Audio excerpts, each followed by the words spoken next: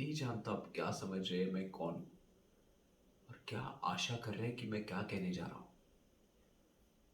आप शायद यही सोच रहे होंगे कि मैं इस नाटक में से कोई निश्चित इकाई हूं, अभिनेता, प्रस्तुतकर्ता, व्यवस्थापक या कुछ और।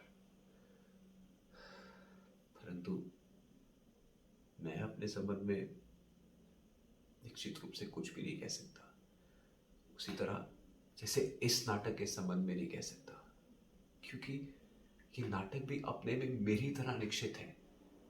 और इसके अनिश्चित होने का कारण यह है कि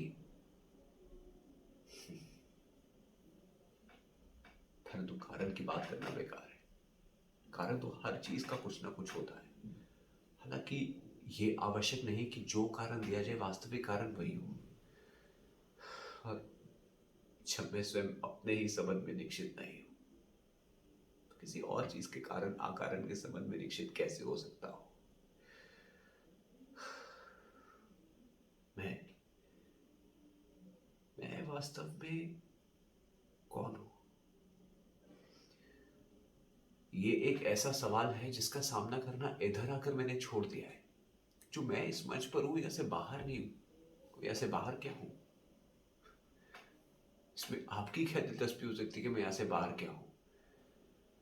शायद अपने बारे में इतना कह देना ही उचित होगा कि सड़क पर चलते समय आप अचानक जिस दूसरे आदमी से टकरा जाते हैं, वो आदमी मैं हूं। आप बस घूर के मुझे देख लेते हैं, उससे ज्यादा मुझसे कोई मतलब नहीं रखते कि मैं कहाँ रहता हूँ, क्या काम करता हूँ, किस किस से मिलता हूँ, किन किन परिस्थितियों में जीता हूँ। आप मतलब नहीं रखते, क्योंकि मैं भी आपसे मतलब नहीं रखता। टकराने के क्षण में आप मेरे लिए वही होते हैं जो मैं आपके लिए होता हूं। इसलिए आज मेरी जगह इस मंच पर आप भी हो सकते थे। दो टकराने वाले व्यक्ति होने के नाते आप में और मुझ में बहुत बड़ी समानता है।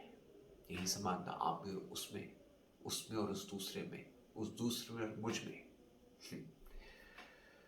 बहरहाल इस गणित की पहेली में कुछ नहीं रखा है। बात इतनी है कि मैं विभाजित होकर किसी न किसी अंश में आप में से हर एक व्यक्ति हूं। इसलिए नाटक के अंदर हूं या बाहर, मेरी कोई भी एक निश्चित भूमिका नहीं है।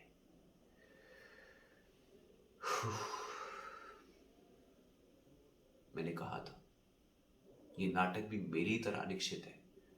और इसका कारण भी यह है कि मैं इसमें हूं, और मेरे होने से ही इसमें सब कुछ निर्धारित या अनिर्धारित है। विशेष परिवार, उसकी विशेष परिस्थितियां। परिवार दूसरा होने से परिस्थितियां बदल जाती, मैं वही रहता। इसी तरह सब कुछ निर्धारित करता।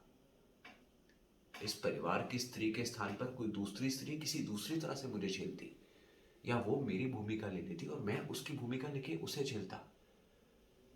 नाटक अंत तक फिर भी इतना ही अनिश्चित बना रहता, और ये जानना इतना ही कठिन होता कि इसमें मुख्य भूमिका किसकी थी, मेरी, उस स्त्री की, परिस्थितियों की, या इन सब के बीच से उठते कुछ सवालों की।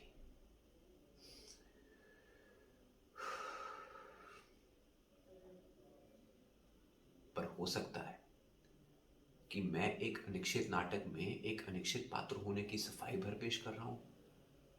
हो सकता है ये नाटक एक निश्चित रूप ले ले, किन्हीं एक दो पात्रों को बदल देने से, दो एक पात्रों को और जोड़ देने से, कुछ हेर फेर कर देने से, या कुछ और बदलाव कर देने से। हो सकता है ये नाटक देखने के बाद या इसके आरंभ से पहले आप लोग कुछ सुझाव दे सके इन संबंध में। इस अनिश्चित नाटक के दौरान इस अनिश्चित पात्र से आपकी भेंट कई बार होगी। धन्यवाद।